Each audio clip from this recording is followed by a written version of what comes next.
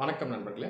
Sathankulam custodial death, தந்தை மகன் இறப்பு இந்த சம்பவத்துக்கு அப்புறம் மீடியாவில் போலீஸ் துறை இதுக்குள்ளே இருக்கக்கூடிய இந்த சீர்கேடுகள், அது இல்லாமல் மெயினாக அந்த போலீஸ் எக்ஸசஸ், மிஸ்யூஸ் ஆஃப் பவர், அதாவது போலீஸ் அத்துமீறல், இதை பற்றிலாம் ஹெவியாக மீடியாவில் டிஸ்கஸ் பண்ணுறாங்க.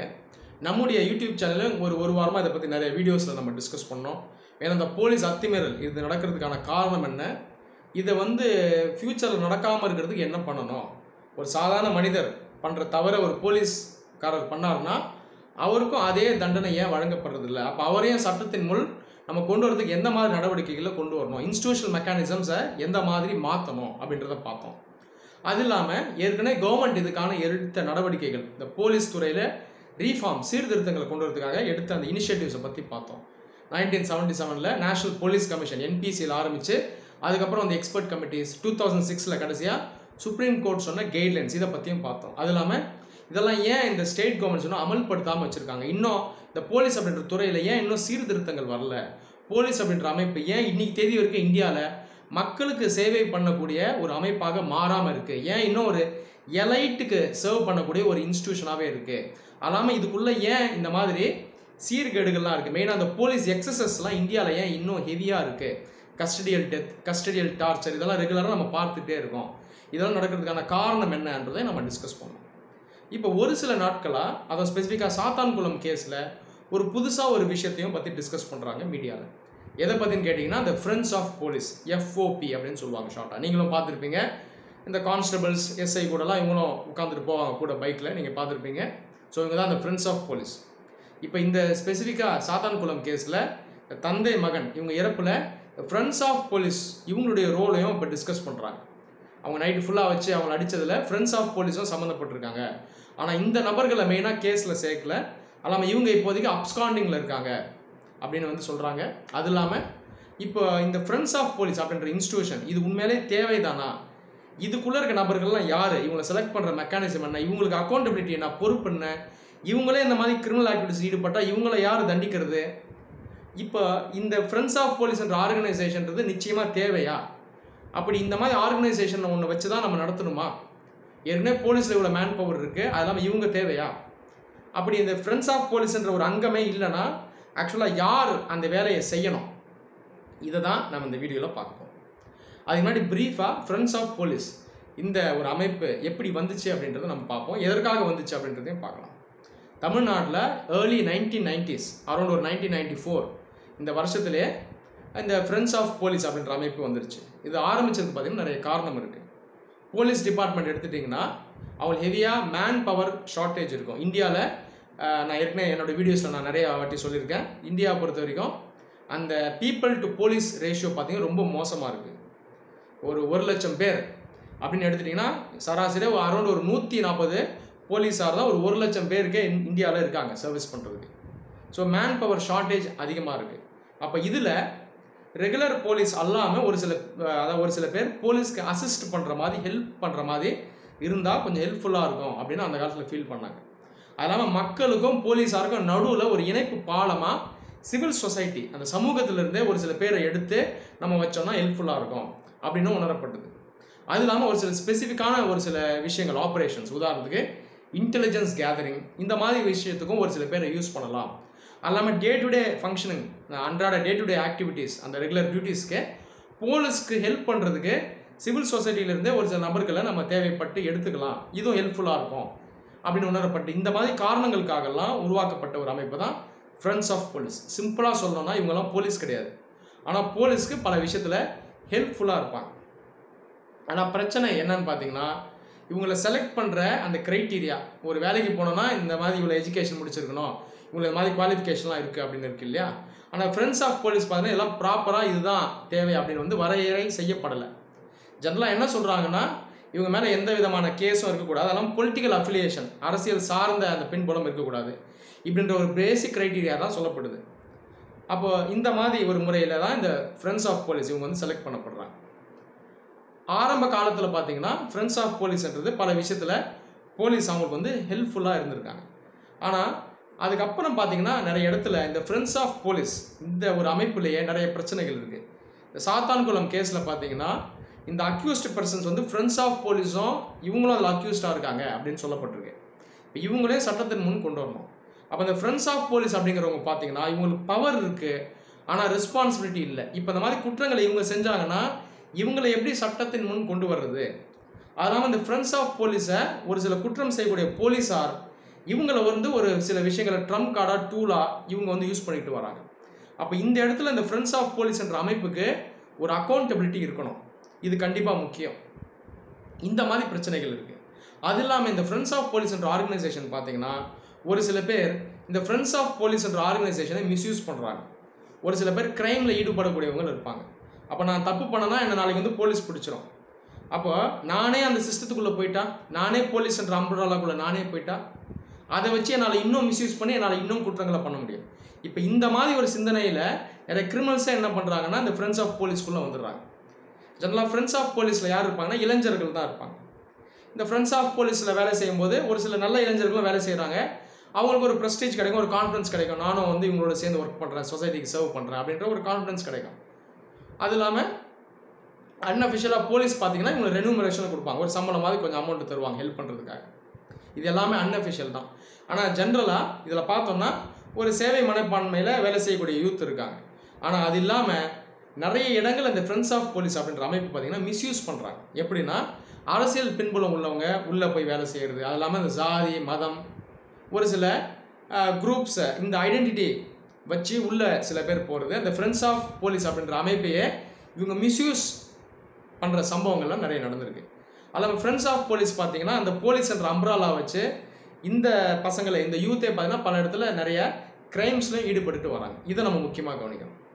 அது இல்லாமல் இந்த பிரிட்டிஷ் காலத்தில் தான் இந்த போலீஸ் என்ற அமைப்பு வந்துச்சு. நான் ஏற்கனவே சொல்லியிருக்கேன் உங்களுக்கெல்லாம். ஸோ பிரிட்டிஷ்கார கொண்டு வந்தால் அந்த போலீஸ் அந்த காலத்தில் நான் எப்படி இருக்கும்னு நான் சொல்லியிருக்கேன். போலீஸ் அப்படின்ற அந்த இன்ஸ்டிடியூஷனு ஒரு ஃபியூடல் சிஸ்டமில் இருந்தது. ஃபியூடல் சிஸ்டம்னா எப்படி சொல்லலாம், ஒரு எஜமான் அவன் கீழே ஒரு அடிமை, இதுதான் அந்த ஃபியூடல் சிஸ்டம். அப்போது ஒரு காலத்தில் இந்த ஃபியூடல் சிஸ்டமில் இருந்த இந்த போலீஸை இவ்வளோ காலம் கஷ்டப்பட்டு சுதந்திரம் வாங்கினதுக்கப்புறம் இப்போ தான் நம்ம கொஞ்சம் கொஞ்சமாக மாடர்னைஸ் பண்ணி வச்சுருக்கோம். அப்போது திரும்ப இது ஒரு ஃபியூடல் மோடில் போயிடக்கூடாது. ஆனால் இந்த ஃப்ரெண்ட்ஸ் ஆஃப் போலீஸ்ன்றது பார்த்தீங்கன்னா கிட்டத்தட்ட ஒரு ஃபியூடல் சிஸ்டம் மாதிரி இருக்குது. நிறைய இடங்களில் இவங்க பார்த்தீங்கன்னா அந்த போலீஸ்மேனுக்கு அவங்களுக்கு சேவை பண்ணுறது, அவங்களுக்கு சாப்பாடு வாங்கிட்டு வந்து தருது, அவங்களுக்கு சின்ன சின்ன ஹெல்ப் பண்ணிகிட்டு இருக்கிறது, இந்த மாதிரி மிஸ்யூஸ் பண்ணப்படுறாங்க. அது இல்லாமல் இந்த ஃப்ரெண்ட்ஸ் ஆஃப் போலீஸை இந்த இந்த எஃப்ஓபின்ற பொசிஷனை மிஸ்யூஸ் பண்ணி நிறைய குற்ற செயலில் ஈடுபடுறாங்க. எல்லாரும் கிடையாது, ஒரு சில பேர் இதை ஈடுபட்டு வராங்க. அப்போ என்ன ஆகிடுதுன்னா போலீஸ் அப்படின்ற அங்கத்தை பின்புலத்திலேருந்து அரசியல் அதிகாரம் கொண்டவர்கள் இவங்க ஆட்டி படிச்சுட்டு வராங்க. போலீஸ்ன்ற அங்கம் உள்ளே பார்த்தீங்கன்னா இந்த ஃப்ரெண்ட்ஸ் ஆஃப் போலீஸ் இந்த ஒரு அங்கம் பார்த்தீங்கன்னா போலீஸாரால் நிறைய இடத்துல மிஸ்யூஸ் பண்ணப்படுது. இந்த ஃப்ரெண்ட்ஸ் ஆஃப் போலீஸும் அதை மிஸ்யூஸ் பண்ணுறாங்க. அப்போ இன்ஸ்டிடியூஷனலாக அந்த ஃப்ரெண்ட்ஸ் ஆஃப் போலீஸ் அப்படின்ற ஒரு அங்கம் அந்த அமைப்பு பார்த்தீங்கன்னா பல பிரச்சனைகளோடு தான் இருக்குது. இந்த ஃப்ரெண்ட்ஸ் ஆஃப் போலீஸாலேயே பல பிரச்சனைகள் நடக்குது. இதை ஜுடிஷியரியும் இப்போ ரீசெண்டாக அப்சர்வ் பண்ணிட்டு வருது. போலீஸ் அதிகாரிகள் இந்த உயர் பதவியில் இருக்க ஐஜி லெவலில் இருக்கிற ஆஃபீஸர்ஸும் இந்த ஃப்ரெண்ட்ஸ் ஆஃப் போலீஸ் அப்படின்ற அமைப்பே இப்போ வேணாம் அப்படின்றாங்க. கிட்டத்தட்ட ஒரு புற்றுநோய் கேன்சர் மாதிரி ஆகிடுச்சு, இதை எடுத்துடலாம் அப்படின்னு இப்போ சொல்கிறாங்க. இந்த ஃப்ரெண்ட்ஸ் ஆஃப் போலீஸ் அப்படிங்கிறது இதை இன்னொரு அமைப்போடு நான் உங்களுக்கு மேற்கோள் காட்டி சொல்ல விரும்புகிறேன். மாவோயிஸ்ட் இருக்காங்க, உங்களுக்கு தெரியும். இந்த மாவோயிஸ்ட்டை பிடிக்கிறதுக்காக சத்தீஸ்கர் மாநிலம் இருக்கு இல்லையா, அதில் இந்த ஏர்லி 2000 அரௌண்ட் ஒரு 2004-2005 இதே பாணியில் இந்த ஃப்ரெண்ட்ஸ் ஆஃப் போலீஸ் பாணியிலேயே சிஆர்பிஎஃப் ஆர்மி போலீஸ் இவங்களெலாம் அசிஸ்ட் பண்ணுறதுக்காக சல்வா ஜுதும் அப்படின்ற ஒரு அமைப்பு உருவாக்குனாங்க. ஸோ இவங்களோட வேலை என்னன்னு பார்த்தீங்கன்னா இந்த மாவோயிஸ்ட்டுங்களை பிடிக்கிறதுக்கு, அதாவது நக்சலைட்டை பிடிக்கிறதுக்கு அவங்க கிட்டேருந்து சில இன்ஃபர்மேஷனை கேதர் பண்ணி போலீஸ் சிஆர்பிஎஃப் உங்களுக்கு இன்டெலிஜென்ஸ் ப்ரொவைட் பண்ணுறதுக்கு ஒரு இணைப்பு பாலமாக இந்த சல்வா ஜுதும் அப்படின்ற அமைப்பை ஆரம்பித்தாங்க. கொயா கமாண்டோஸ் அப்படின்னா உங்களுக்கு இன்னொரு பேர் இருக்குது. பல இடத்துல இந்த கொயா கமாண்டோஸ் சல்வா ஜுதும் பார்த்தீங்கன்னா சக்ஸஸ்ஃபுல்லாக போலீஸ் சிஆர்பிஎஃப்க்கெலாம் அவங்க ஹெல்ப்ஃபுல்லாக இருந்தாங்க. இவங்களோட ஹெல்ப்பை வச்சே பல நக்சலைட்ஸை பார்த்தீங்கன்னா அவங்க கிராப் பண்ணியிருக்காங்க. ஆனால் காலப்போக்கில் இந்த சல்வா ஜுதும் அப்படின்ற அமைப்பே பார்த்தீங்கன்னா நிறைய இல்லீகல் ஆக்டிவிட்டீஸ் கிரைம்ஸில் ஈடுபட ஆரம்பித்தாங்க. இதில் பிரச்சனை என்னென்னா சல்வா ஜுதும் மெம்பர்ஸ்கிட்டே பார்த்தீங்கன்னா வெப்பன்ஸை ஹேண்ட் ஓவர் பண்ணிடுவாங்க. இந்த வெப்பன்ஸை யூஸ் பண்ணி சல்வா ஜுதும்ன்றதே பார்த்தீங்கன்னா இதே ஒரு தனி ஃபோர்ஸ் மாதிரி ஆயிடுச்சு. இதில் கவனிக்கக்கூடிய விஷயம் என்னென்னா எக்ஸ் மாவோயிஸ்ட், இதுக்கு முன்னாடி மாவோயிஸ்டாக இருந்து அதுக்கப்புறம் மெயின் ஸ்ட்ரீம் சொசைட்டிக்குள்ளே மாறின இளைஞர்கள் இவங்க நிறைய பேர் சல்வா ஜுதுமில் இருப்பாங்க. இவங்க கையில் மறுபடியும் அந்த கன்ஸை வெப்பன்ஸை தரும்போது இவங்க இதை மிஸ்யூஸ் பண்ண ஆரம்பித்தாங்க. சாதாரண மக்களையே அட்டாக் பண்ணுறது, அட்ராசிட்டிஸில் ஈடுபடுறது, பயமுறுத்துறது, கன் பாயிண்டில் அவங்கள வச்சு அடிக்கிறது, இந்த மாதிரி சம்பவங்களும் நடைபெற ஆரம்பிச்சது. நிறைய இடங்களில் இந்த சல்வாஜுதன் மெம்பர்ஸே மக்களை சாகடிக்கிற அளவுக்கு இது வந்து மோசமாக போச்சு. நிறைய பேர் பாலியல் வன்கொடுமைகளும் ஈடுபட்டா அதான் ரிப்போர்ட்ஸ் நிறைய வந்துச்சு. ஆனால் பல இடத்துல ஆக்ஷன் எடுக்கப்பட்டதாலும் எடுக்கப்படலை. எஃப்ஐஆர்ஸ் நிறைய பேர் மேலே லான்ச் பண்ணப்படலை. அதுக்கப்புறம் 2011 சுப்ரீம் கோர்ட்டே வந்து என்ன சொன்னாங்கன்னா, இந்த மாதிரி அமைப்பை நீங்கள் நடத்தக்கூடாது, இது செல்லாது, சட்டவிரோதமானதுன்னு சொல்லி சல்வாஜுதும் அப்படின்ற அமைப்பையே பேன் பண்ணிட்டாங்க. இப்போ கிட்டத்தட்ட ஃப்ரெண்ட்ஸ் ஆஃப் போலீஸ் அப்படின்றது இந்த சல்வாஜுதும் மாதிரி கிட்டத்தட்ட செயல்பட்டு வருது. இந்த செக்யூரிட்டி ஃபோர்ஸஸ்க்கு ஹெல்ப் பண்ணுறதுக்காக ஆரம்பிக்கப்பட்ட இந்த அமைப்பு காலப்போக்கில் இவங்களே ஒரு ஃபோர்ஸாக மாறி மக்களையே துன்புறுத்தக்கூடிய சட்டவிரோதமான செயல்களில் ஈடுபடக்கூடிய ஒரு அமைப்பாக அவங்க மாறுறது மாதிரியே இன்றைக்கி தேதி இந்த ஃப்ரெண்ட்ஸ் ஆஃப் போலீஸும் பல குற்ற சம்பவங்களில் ஈடுபட்டு வராங்க. அதாவது நான் சொன்னது போல் இவங்களுக்கு பார்த்தீங்கன்னா இவங்க பின்புலத்தில் அதிகார, அரசியல், ஜாதி, மத இந்த மாதிரி பேக்ரவுண்டும் இவங்களுக்கு இருக்குது. இதை வச்சியும் இந்த போலீஸ் டிபார்ட்மெண்ட்டுக்குள்ளே பல இல்லீகல் ஆக்டிவிட்டீஸில் இவங்க ஈடுபட்டு வராங்க. இப்போ இதில் ஒரு மிகப்பெரிய கேள்வி என்ன எழுதுன்னா, இந்த ஃப்ரெண்ட்ஸ் ஆஃப் போலீஸ்ன்ற அமைப்பு தேவைதானா? ஒரு ஃபேமஸான ஒரு சேயிங் இருக்குது, பீப்புள் ஆர் போலீஸ் அப்படிம்பாங்க. மக்கள், நீங்களும் நானுமே போலீஸ் தான் அப்படின்னா என்ன அர்த்தம்? நீங்கள் நான் போய் ஒரு லத்தி எடுத்து யார் வேணால் அடிக்கலாமா? அந்த அர்த்தம் கிடையாது. பீப்புள், மக்களுக்கும் சமூகத்தில் அங்கமாக இருக்கக்கூடிய மக்களுக்கும் போலீஸ் அவங்க செய்யக்கூடிய வேலையில் ஒரு அங்கமாக நம்மளும் செயல்படணும். அதுக்கு அர்த்தம் என்னென்னா, போலீஸ்க்கு நம்மளே இன்டைரக்டாக இல்லை டைரெக்டாகவோ பல விஷயத்தில் ஹெல்ப்ஃபுல்லாக இருக்கணும். இதுதான் அதனுடைய அர்த்தம். உதாரணத்துக்கு உங்கள் ஏரியாவில் ஏதோ ஒரு இல்லீகல் ஆக்டிவிட்டி நடக்குதுன்னா நீங்கள் அதை ரிப்போர்ட் பண்ணி சொல்லணும். அதே போல் போலீஸ்க்கு பல விஷயத்தில் நீங்கள் வந்து ஒரு சின்ன சின்ன விஷயத்தில் அசிஸ்ட் பண்ணணும். ஸோ மக்களே பார்த்தீங்கன்னா போலீஸ்க்கு ஹெல்ப்ஃபுல்லாக இருக்கணும். அதுதான் பீப்புள் ஆர் த போலீஸ் அப்படின்னு சொல்லுவாங்க.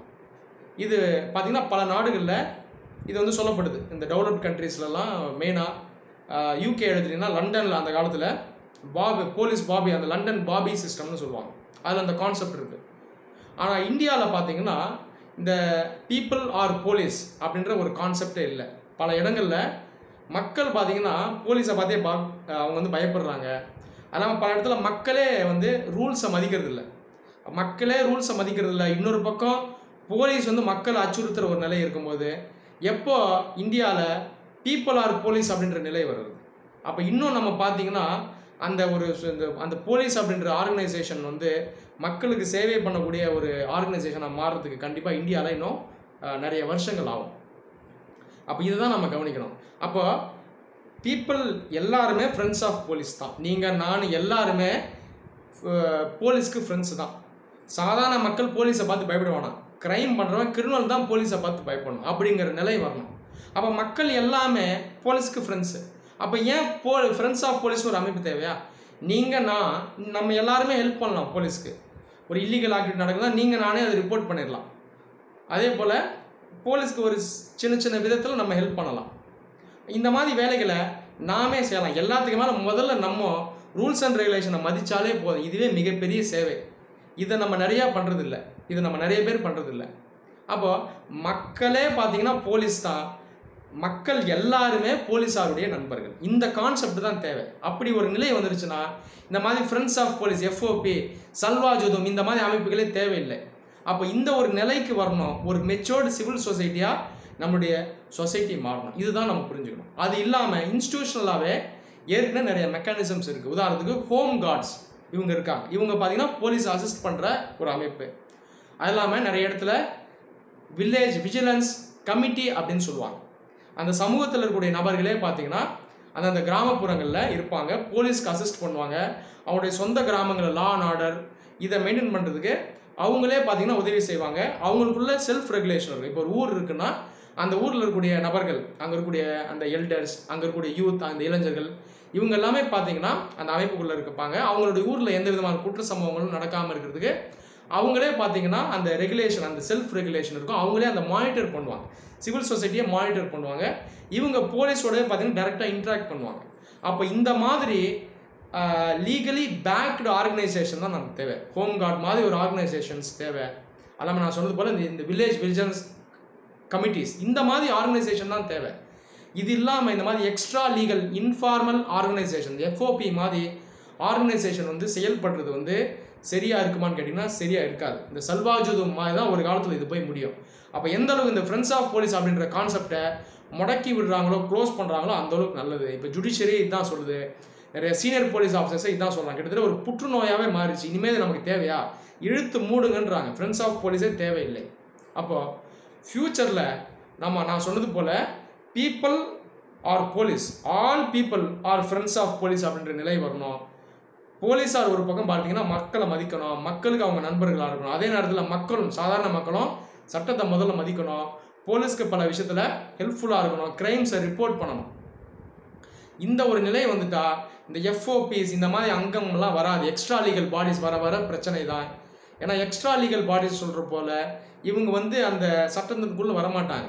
அப்போ இவங்களுக்கு அக்கௌண்டபிலிட்டி இருக்காது. இவங்களே குற்றம் செஞ்சாலும், இவங்க அத்துமீறினாலும் அவங்க அந்த சட்டத்தின் முன் எடுத்துகிட்டு வரப்பட மாட்டாங்க. இவங்களே நாளைக்கு பார்த்தீங்கன்னா சமூகத்துக்கு ஒரு சீர்கேடாக, சாபக்கேடாக மாறிடுவாங்க.